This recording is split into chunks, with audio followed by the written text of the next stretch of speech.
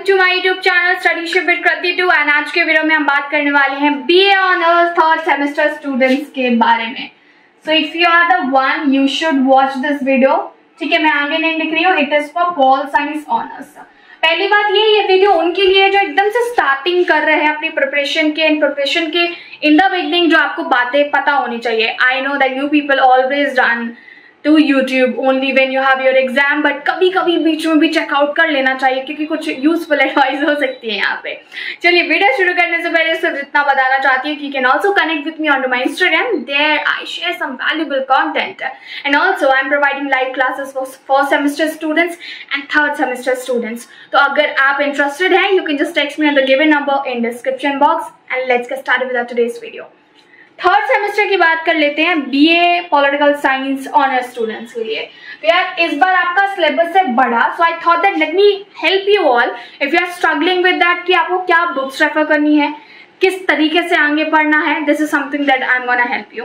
आपको बता दो जब आपका फर्स्ट सेमेस्टर था तो फर्स्ट सेमेस्टर में तो सिर्फ यार 2 पेपर थे।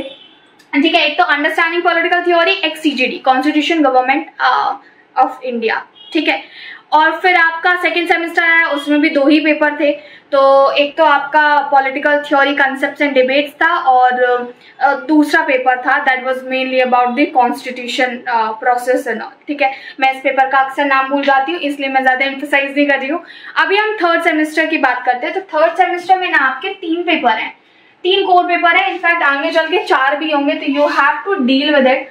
पहला जो आपका कोर पेपर है वो मैं बात करती हूँ पीपी यानी कि public administration, perspective of public administration और पर्सपेक्टिव इन पब्लिक एडमिनिस्ट्रेशन। एक ये पेपर हो गया। दूसरा है आपका कंपैरेटिव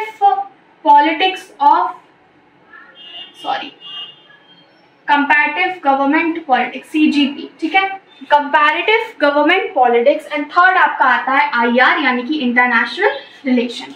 तो ऑनेस्टली होकर अगर मैं बताऊं तो पीपी इज वेरी इंटरेस्टिंग अगर लगता है, बट इसमें टर्म्स थ्योरीज भयंकर वाली है कि शायद आपको बहुत टाइम लग जाएगा। आपने अभी से स्टार्ट नहीं किया तो एट द एंड आप सिर्फ क्वेश्चन का रट्टा मारना, दैट्स इट। ठीक है, सीजीपी इंटरेस्टिंग है एंड आईआर तो भैया मजा ही आ जाएगा आपको। मतलब सबसे बढ़िया सब्जेक्ट यही लगेगा आपको आईआर, क्योंकि इसमें हर एक टॉपिक जब आप पढ़ोगे तो आपको ऐसा लगेगा कि आपने ऑलरेडी पढ़ा है।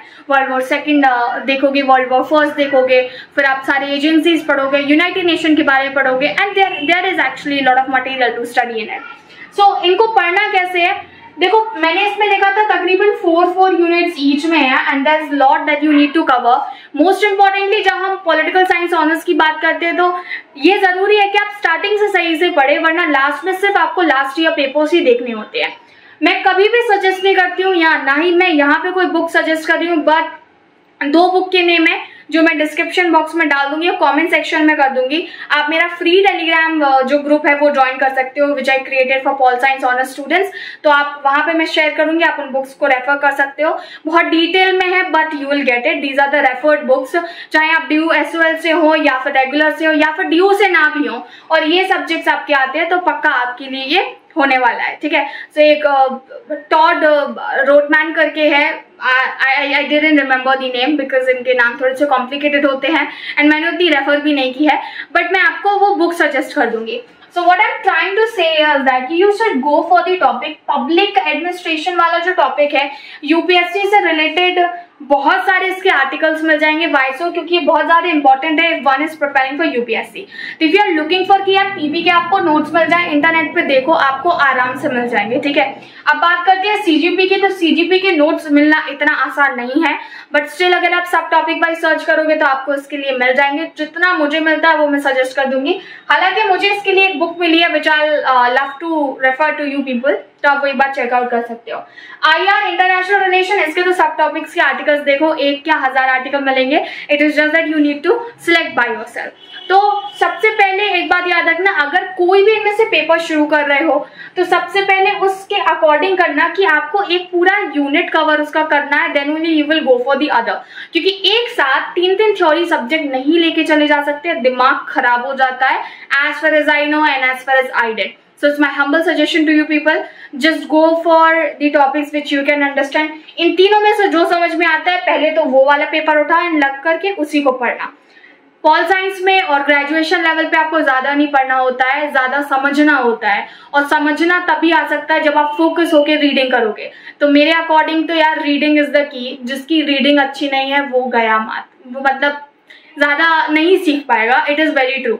आंसर राइटिंग से ठीक है हो जाता है, बट जिसको पढ़ के भी समझ नहीं आ रहा है, पता है आपको बहुत सारे बच्चे बोलते हैं कि भाई आप तो अपने कोर्स में जो नोट्स प्रोवाइड कराती हूँ, क्योंकि मैं अपने कोर्स में कोई एक्सक्लूसिव नोट नहीं प्रोवाइड कराती जो मैं क्लियर कर देती हूँ। मैं कोई ऐसे हैंडमेड नोट्स नहीं देती। मैं बोलती हूँ ग्रेजुएशन लेवल पे handmade notes is complete a flaw concept. Why it is so, मुझे पता है ग्रेजुएशन में बच्चे कैसे पढ़ते हैं, धक्के खा के पढ़ते हैं। पता है कल एग्जाम है, आज सो रहे हैं और फिर उन्होंने मुंह उठा के पढ़ना है। वो नोट्स उनके लास्ट टाइम काम नहीं आने वाले हैं जितना भी सोच रहे हैं। कोई भी बच्चा कम से कम भी पढ़े तो वो 6 CGPA तो बना ही लेता है, but it's not a good grade as I know about it. तो you just need to strive hard that up to आप 8 to 9 चले जाओ, तब जाके ऑल ओवर परसेंट आपकी बैलेंस हो पाएगी। अदरवाइज आप मतलब 6 CGPA क्यों, 60%, आप बताओ ये ज्यादा है क्या? तो आप स्टार्टिंग से प्रिपरेशन नहीं कर रहे हो, लास्ट में ज्यादा कुछ एक्सपेक्ट मत करना। तो नोट्स इसके लिए काम नहीं करते, इसके लिए समझना ज्यादा होता है। और मैंने अपने पूरे सेमेस्टर वाइज नोट्स कभी रेफर नहीं किए। मैंने कभी वो जो मोटे मोटे बाइंडर्स हमको कॉलेज में सिलेक्ट किए जाते वो नहीं किए। मैंने फर्स्ट सेमेस्टर में 2-3 बुक्स ले ली थी, वो भी गलती से, और फिर मैंने बुक्स भी नहीं ली क्योंकि मुझे नहीं लगता वो यूजफुल है। तो ये बहुत ज्यादा इंपॉर्टेंट है कि आप वाइसली आगे जाओ, और कोई फर्क नहीं पड़ता चाहे मैं कितनी भी एडवाइस दे लूं, क्योंकि एक पॉइंट बाद सब बोलते हैं मैम हमको बुक सजेस्ट कर दो। भैया आपको बुक का क्या करना है जब आपको भाषा ही समझ नहीं आ रही है? तो वो देखो जो समझ सकते हो। Collect your own articles from internet, जो भी समझ में आ रहा है उनका प्रॉपर स्प्रेडशीट बनाओ, कहीं बुक में, जीमेल में, कहीं पे तो डाल दो यार। और जब भी पढ़ने का मन करे और जब पढ़ते हो उन आर्टिकल्स को रेफर करो। बस यही है मेरे अकॉर्डिंग। अगर आप ईच पेपर पर 3 घंटे देते हो पर डे, ठीक है, मतलब सिर्फ 3 घंटे पढ़ोगे ना entire semester, this would be enough and you can have all fun of your life as well without missing anything. So it is very important that you just plan.